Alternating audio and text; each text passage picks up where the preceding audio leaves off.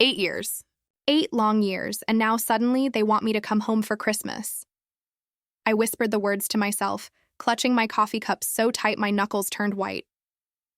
The steam curled into the cold December air outside my apartment window, but it couldn't warm the chill in my chest. I didn't know whether to laugh or scream. After everything, after the silence, the betrayal, the endless nights of wondering why my family had abandoned me. They were reaching out like nothing had ever happened. My name is Claire. And for the past 8 years, I've been building a life without them. A life that until now felt safe and untouchable. My husband, Ethan, has always been my anchor, the calm in my storm. And now, with a second baby on the way, our little family feels like everything that really matters. But still, part of me, the part that's stubborn and foolish, wonders what would happen if I answered that call. I remember how it all started. That night I got kicked out of the only home I had ever known. Growing up, I never really fit in. Everyone in my family was competitive, loud, and obsessed with sports. My brothers, Derek and Ryan, excelled at basketball and football. My sister, Tina, was a softball star. And me, I loved archery. I loved the quiet focus, the precision, the way it forced me to center myself. My parents, especially my dad, called it wimpy. That word stuck with me for years. Not a single one of my tournaments ever drew a cheer from them. They celebrated Derek's touchdowns, Tina's home runs, Ryan's goals. But me? Nothing. The worst part wasn't the lack of support. It was betrayal. In high school, I fell head over heels for a boy named Jake Yu. I thought he was the one. I thought we had something real. Turns out he had other plans. He cheated on me. With my own brother, Derek. I found out through a friend, and when I confronted him, he didn't even deny it. He said he loved Derek more than me. Just like that. I felt like I'd been erased from existence. My anger boiled over in a way I never could have controlled. I remember walking into the house that night, seeing Derek, and before I knew it, my fist connected. He went down, knocked out cold. The aftermath was brutal. My dad was yelling, my mom was crying, and I was being dragged out of the house like a criminal. Press charges or go live with your aunt, my dad said. I chose my aunt. That was it. They cut me off completely. No calls, no texts, no attempts to see me. I was gone. Over the years, I finished school, built a career, and created a life with Ethan. We had our daughter, Lila, and for a while, I thought I had finally left all the pain behind. But last week, my phone buzzed with a message that made my stomach drop. My mom. "Come home for Christmas," it read. "We want to see you."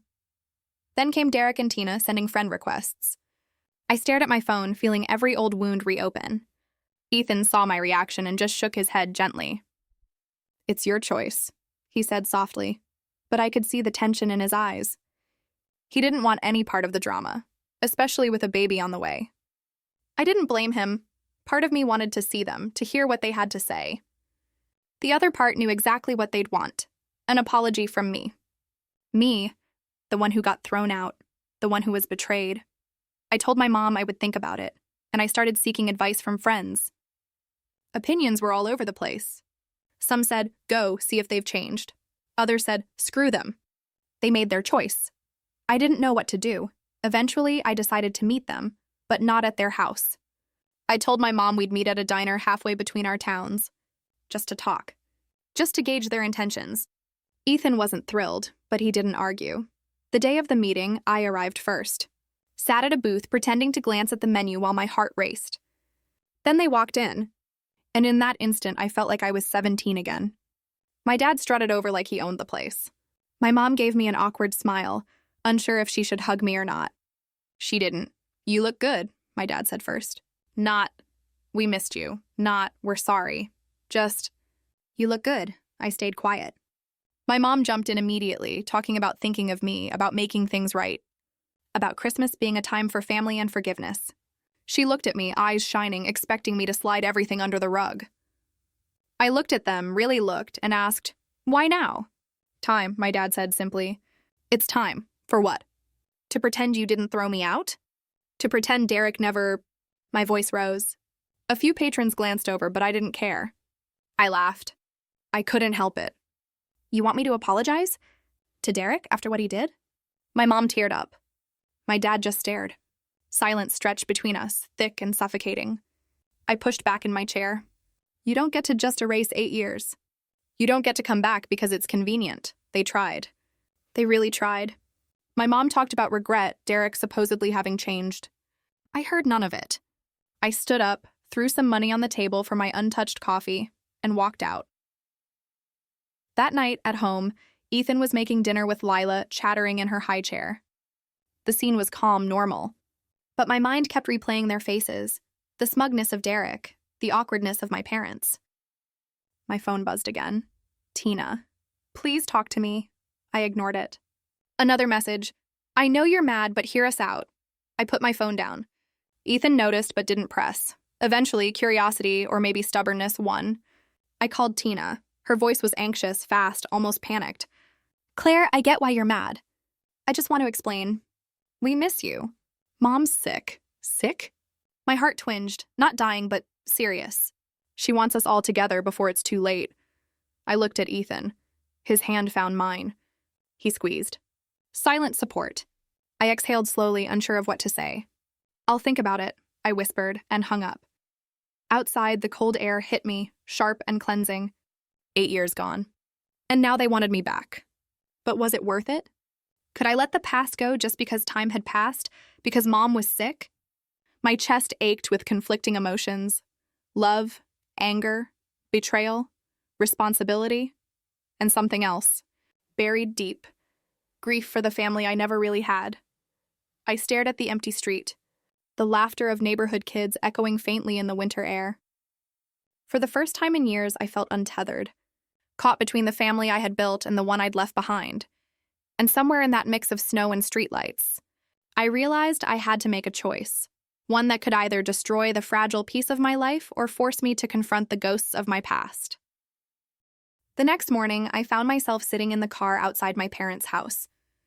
The same house I'd left 8 years ago, but somehow smaller, almost fragile under the Christmas lights. I gripped the steering wheel so tight my knuckles ached. Ethan's words echoed in my head. If you don't go, you might regret it. Maybe he was right. Maybe not going would leave this lingering pain, this gnawing question of what could have been. But stepping out meant facing everything I'd buried. I took a deep breath and got out of the car. The cold hit me, sharp and real, almost a slap. Every step toward the door was heavy with memories. Good ones, mostly small and fleeting, but mostly bad. I reached the door, and as if she'd been waiting, my mom opened it. Her eyes were wide, a mixture of relief and anxiety. You're here, she whispered. The scent hit me first. Pine, cinnamon, the familiar aroma of the candles she always lit during the holidays. Everything looked the same. The brown couch, the framed family photos, the inflatable Santa still sprawled lazily on the lawn. I saw Derek first, sitting in Dad's recliner like I was a stranger who had just walked in. His eyes flicked up for a moment, then back to his plate. He looked indifferent, maybe even bored. Dad came from the kitchen, wiping his hands on a towel, and gave me a tight nod. Good to see you, he said. That was it. No warmth, no apology, just a statement. Mom hovered beside me like she wasn't sure if she should push me to sit or let me stand. Let's sit, she finally said, leading me to the dining table. Dinner was already set. Ham, mashed potatoes, green beans, my favorite meal. I noted it quietly. The gesture was thoughtful, but it didn't erase the past. Derek didn't look up. Mom kept glancing at me nervously. And Dad just sat there, hands folded, staring like he expected me to explode at any moment. How's work? Dad asked, trying to sound casual. Fine, I said, my tone clipped. Mom jumped in, asking about Ethan and the baby. She smiled, maybe thinking that these small inquiries would somehow bridge 8 years of silence. Then came the question I had been dreading. Derek. So, what made you decide to come? His tone was sarcastic, sharp, testing. Mom's answer came quickly, almost rehearsed. Claire, Mom's sick. She wants us all together before it's too late, I froze. Sick? My heart sank. What do you mean sick? I asked, voice low, cautious. Heart, Mom said softly. Not dying, but serious. She's been asking for you. And the baby. My chest tightened. I looked around the table, Derek avoiding eye contact, Dad silent, Mom almost shaking with nerves. 8 years of absence and suddenly it was about Mom's health? Suddenly I was supposed to forgive? I thought of Ethan and Lila, the warmth and stability waiting at home. But also, could I just turn my back on Mom now? Derek broke the silence. It's been 8 years, Claire. 8 years. Yeah, I know I screwed up. I regret it. I really do. Can't you just let it go? I laughed, a bitter, sharp laugh that made Mom flinch. Let it go? Derek, you cheated on me with your girlfriend, with me. And then I got thrown out like garbage. You think a few words about regret erase 8 years? Dad finally spoke, his voice calm but firm. We all made mistakes. We're trying here. Christmas is about family. I stared at him, feeling every memory rise to the surface. Family? You want me to sit here and pretend that the past didn't happen? Pretend you didn't kick me out? Pretend Derek never betrayed me? Mom's eyes welled up. We've missed you. We really have, she said. Her voice cracked with emotion, but it felt hollow. Hollow because the apology, the acknowledgement, had never come when it mattered. I stood up abruptly, the chair scraping loudly against the floor. Derek's eyes widened slightly. Mom's mouth fell open, and Dad remained stoic, just watching. I grabbed my coat, shoved a few bills on the table for the untouched dinner, and walked toward the door. Merry Christmas, I said over my shoulder. I didn't wait for a reply. I didn't want one. Outside, the cold air stung my face. I walked to my car slowly, taking in the lights, the familiar smell of pine from the neighbors' Christmas trees, the laughter of kids in the distance. The world kept going, but I felt suspended in a moment that didn't belong to me anymore. Back at home, Ethan was holding Lila while humming softly. The domestic normalcy, the warmth, it wrapped around me like a protective shield. I sank onto the couch beside him, burying my face into his shoulder. The phone buzzed. Tina, Derek, Mom. Messages piling up, trying to lure me back into the web I had escaped. I ignored them, but curiosity gnawed at me. I eventually called Tina. Her voice was trembling, almost desperate. Claire, I just want you to understand. Mom's sick. She wants us all together. We've all changed. I heard, I said quietly, holding back the torrent of emotions threatening to spill. But do you understand that 8 years don't just vanish because it's convenient? Yes, but we miss you, she said. I don't want to lose you forever. I let the silence stretch. Finally, I whispered, I'll think about it. And I hung up. Later, I stood by the window, watching the streetlights flicker, the snow lightly dusting the lawns. Memories of my childhood pressed in on me, some bitter, some sweet. Could I forgive? Could I step back into the life they had destroyed, even for Mom's health? Or was it time to let the past remain exactly where it was? I didn't know yet. But one thing was clear. Whatever choice I made, it wouldn't be dictated by guilt, by obligation, or by the shadow of a family that had never truly supported me. My life, my husband, my daughter, that was my family now. And that finally felt like home. I stepped up to the front door again, this time with a pit in my stomach that felt heavier than any luggage I'd ever carried. The smell hit me immediately. Pine needles, cinnamon, and something sweet baking in the oven. Everything was exactly the same as I remembered, down to the threadbare brown couch and the faded family portraits on the wall. But it didn't feel the same. The warmth I used to associate with home was replaced by tension, thick enough to slice through.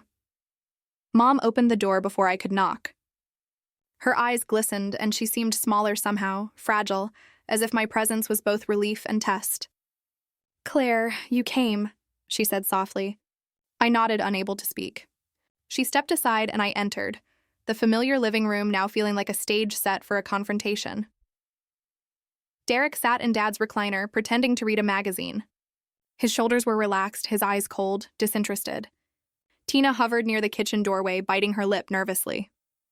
Dad appeared from the kitchen, wiping his hands with a towel. He gave me a nod, a tight, almost imperceptible acknowledgement. Good to see you, he muttered.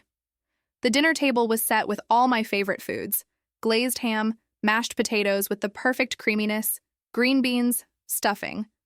Mom had even lit the little candles she always insisted on during holidays. I noted it silently, but the gesture, thoughtful as it was, couldn't erase the past. Mom gestured for me to sit, her hand lingering on my arm for just a second too long. Let's sit. Eat a little, she said, leading me to the table. I barely glanced at the food. My mind was elsewhere, calculating every potential trap in this reunion. Derek cleared his throat. So, what made you decide to come? His voice was calm, but the underlying sarcasm cut through the room like a knife. Mom quickly jumped in. "Claire, Mom's sick. She wants us all together before it's too late." I froze. "Sick? What do you mean sick?" My voice was low, controlled. "Heart. It's serious," Mom said softly. "She wants to see everyone. Especially you." My chest tightened. I wanted to scream. I wanted to cry. I wanted to tell them to shove it. But something kept me quiet. Something like duty, or maybe curiosity. Derek finally spoke, leaning back in his chair, looking almost casual. "It's been 8 years, Claire." 8 years? I know I screwed up. I really do. Can't you just let it go? I laughed, bitter and sharp, almost spitting the words back at him. Let it go? Derek, you cheated on me with your girlfriend, with me, and I got kicked out. You think saying you're sorry now wipes away 8 years of being erased? Dad cut in, his voice calm, authoritative. We all made mistakes. We're trying here. It's Christmas. Can't we just try? I felt the old anger rise, sharp and electric. Try what? Trying to pretend none of this ever happened? Trying to make me sit here and forgive a betrayal that shaped the last 8 years of my life? Mom's voice trembled. We've missed you. We really have. Her eyes were glossy, tears forming, but her words felt empty. Hollow. Too late, too little. Derek shifted uncomfortably. Look, Claire, I'm sorry, I get it. But do you want to stay angry forever? We're not kids anymore. Things are different. I stood up abruptly, the chair scraping against the floor. Mom flinched. Derek's jaw tightened, Dad's eyes narrowed. I shoved a few bills on the table, leaving the untouched dinner behind. Merry Christmas, I said over my shoulder, and I walked out. Outside, the winter air hit me like reality itself, sharp, cold, and cleansing. I walked slowly to the car, absorbing everything, the lights, the snow-dusted lawns, the laughter of neighborhood kids in the distance. The world was moving, but I felt suspended, trapped in a moment that didn't belong to me anymore. Back at home, Ethan was playing with Lila, humming softly. Domestic normalcy, warmth, safety. I sank onto the couch beside him, burying my face in his shoulder, trying to let the tension seep away. The phone buzzed. Tina, Derek, Mom, messages piling up, trying to pull me back into the drama I had escaped. I ignored them, but curiosity gnawed at me. I eventually called Tina. Her voice was trembling, desperate. Claire, I just want you to understand. Mom's sick. She wants us all together. We've all changed. I heard, I said softly, holding back the torrent of emotions threatening to spill. Do you understand that 8 years don't just disappear because it's convenient? Yes, but we miss you, she whispered. I don't want to lose you forever. I let the silence stretch, letting her feel the weight of 8 years, the absence, the betrayal. Finally, I whispered, I'll think about it. And I hung up.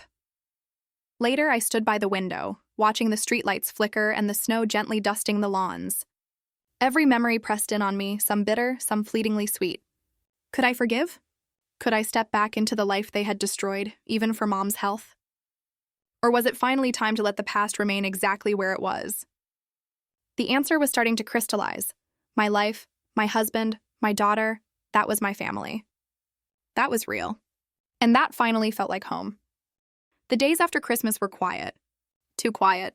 At first, it felt like a relief, a chance to breathe without the weight of my family's expectations pressing down. But silence has a way of forcing thoughts into corners of your mind you'd rather avoid. My phone remained quiet. No more messages, no more frantic calls. And yet I couldn't shake the feeling that this wasn't over. That something was simmering beneath the surface, waiting for the perfect moment to strike. I started digging, out of curiosity at first, then out of suspicion. Why now? Why after 8 years of silence did they suddenly want me back in their lives? I didn't believe in coincidences, and I certainly didn't believe in sudden bursts of goodwill from people who had treated me like I never existed. It didn't take long to uncover a pattern. My brothers, Derek and Jake, who had married my high school ex, ironically, had children now. Tina, married to a local doctor, had a son. Dad seemed restless, wandering into wellness fads and half-hearted meditations. Mom, I knew, was genuinely worried about her health, but something still felt off. It wasn't concern for me. It was something else. I reached out to my aunt, the only family member who had ever truly cared for me. We talked late into the night, her voice soft but urgent over the phone. "Claire, I think I know what's happening. Grandpa's involved, Grandpa. The man who always presented himself as righteous, religious, untouchable. I had always been distant from him, aware of his controlling tendencies, but I hadn't realized just how much influence he wielded over my parents and siblings. He reached out to me," my aunt continued. "He wants you back in the family. He's upset that you're estranged. But there's more. He told your parents that if they didn't make things right, if they didn't have you for Christmas, he'd cut them out of his will." I felt my stomach drop. It wasn't about family. It was about money. Always about money.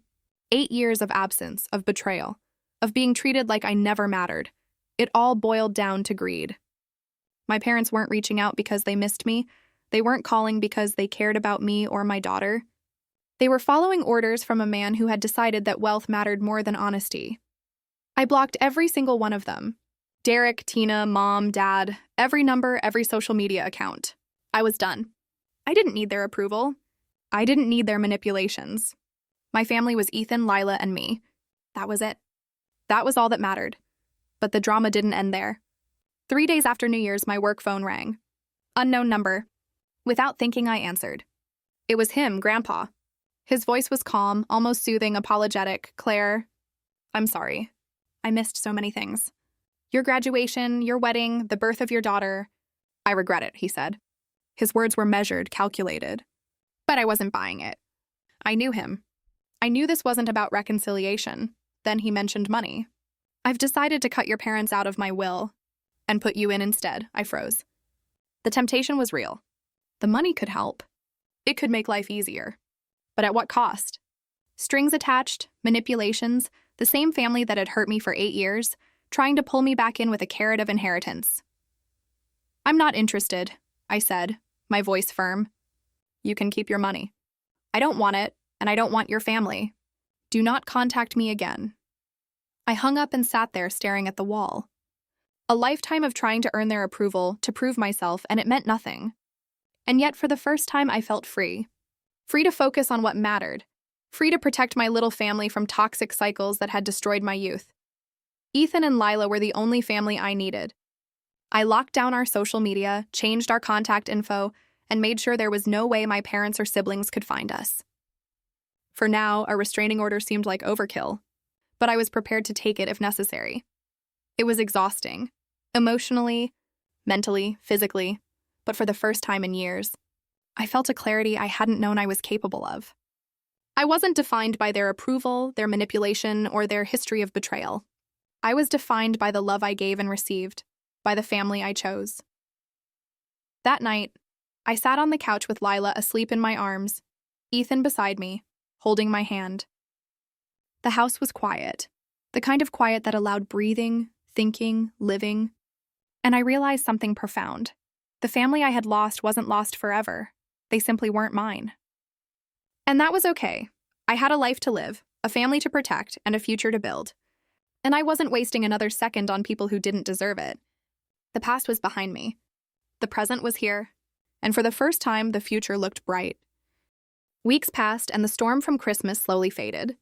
At first, I kept checking my phone, half expecting a message from Mom, Dad, Derek, or Tina, something that might pull me back into that old chaos. But nothing came. Silence, finally, felt like a gift rather than a threat. Then one evening, I got a call from my aunt. Her voice was softer than usual, tinged with sadness. "Claire, Mom's heart. It's worse than she let on. The doctor says she has to be careful, but she's stable for now. She asked about you." "And Lila!" My chest tightened. For a moment, old instincts kicked in, the urge to rush back, to fix everything, to be the daughter I was never allowed to be. But I took a deep breath, feeling Ethan's hand squeeze mine beside me. "We can't undo the past," I said softly, more to myself than to her. "She's Mom, but she's not my family anymore. Not in the way that matters." My aunt sighed. "I understand, Claire. I just wanted you to know." I thanked her and hung up, staring out the window at the soft glow of the streetlights. It wasn't easy knowing Mom was sick, but the truth was clear. For years, her choices and the choices of my family had shaped pain into my life. and no amount of illness or regret would erase that. Over the next few weeks, Derek and Tina tried reaching out again, leaving messages, asking to talk. I didn't respond. I blocked numbers, muted accounts. The past had no place in my present.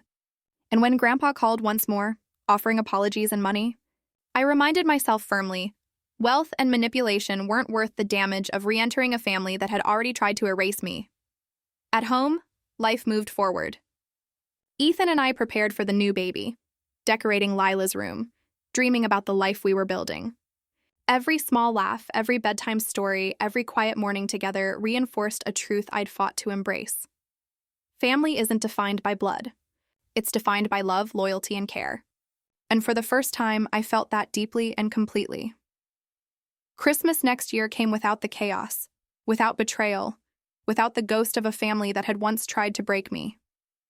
Lila's laughter filled the house. Ethan and I sat on the couch, holding hands, watching her play. We didn't need anyone else. Our home was warm, our hearts full, and the past was finally behind us. Sometimes I thought about my parents, about Derek, about Tina. But the thoughts didn't sting anymore. They were distant echoes, reminders of lessons learned, of resilience earned. I had survived their neglect, their betrayal, their manipulations, and I had built something stronger in the aftermath.